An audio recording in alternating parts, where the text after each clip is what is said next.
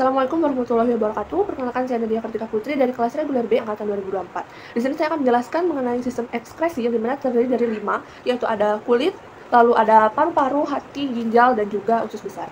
Di sini saya akan menjelaskan pada bagian kulit, yaitu yang pertama ada hair, yang dimana itu untuk melindungi kulit dari kerusakan akibat gesekan dan radiasi matahari.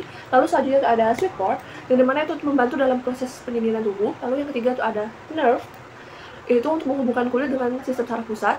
Lalu selanjutnya itu ada sweat gland, yaitu untuk mengeluarkan keringat. Lalu hair bulb, yaitu untuk mengandung pembuluh darah yang memberikan nutrisi pada rambut. Selanjutnya itu ada vein, yang dimana itu pembawa darah yang kaya karbon dioksida dari kulit untuk kembali ke jantung.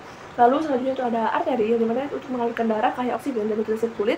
Dan yang terakhir itu ada adipose tissue, yang dimana itu untuk menjaga suhu tubuh. Di paru-paru yang pertama itu trachea, yaitu untuk menyalurkan udara ke paru-paru. Lalu yang kedua itu ada superior lobe, yaitu udara yang pertama kali masuk pada proses pertukaran gas. Lalu ada main bronchus, yaitu menghubungkan udara dari luar ke paru-paru. Lalu yang selanjutnya itu ada lobar bronchus, yaitu membawa udara ke masing-masing lobus di paru-paru. Lalu ada segmental bronchus, yaitu untuk membawa udara ke segmental bronchopulmonal. Lalu yang selanjutnya itu ada cardiac notch, yaitu lebih ke adaptasi ruang untuk jantung. Lalu ada inferior lobe, yaitu tempat pertukaran gas dan berupa pesat dalam pergerakan diafragma saat bernafas. Lalu ada middle lobe, yaitu tempat pertukaran oksigen dan karbon dioksida. Selanjutnya di sini saya akan menjelaskan hati. Yang pertama di sini itu hati itu kan dibagi menjadi dua, yaitu ada lobus kanan dan lobus kiri.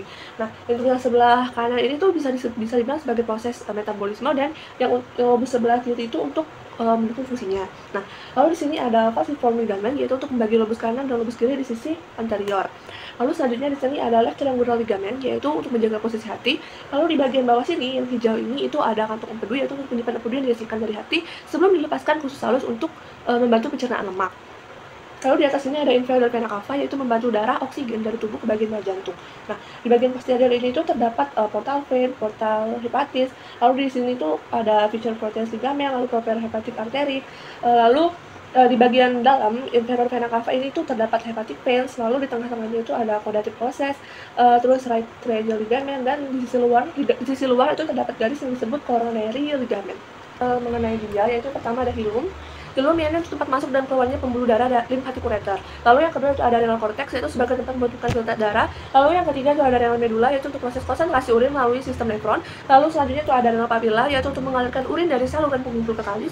Lalu ada renal columns, yaitu untuk tempat lewatnya pembuluh darah dan saluran untuk mendukung fungsi ginjal. Lalu selanjutnya itu ada minor kalis, yaitu untuk mengalirkan urin ke kalis ginjal. Lalu ada major kalis, yaitu untuk mengalirkan urin ke pelvis ginjal. Selanjutnya itu ada ureter, yaitu saluran yang mengalirkan urin dari pelvis ginjal ke kandung kemih.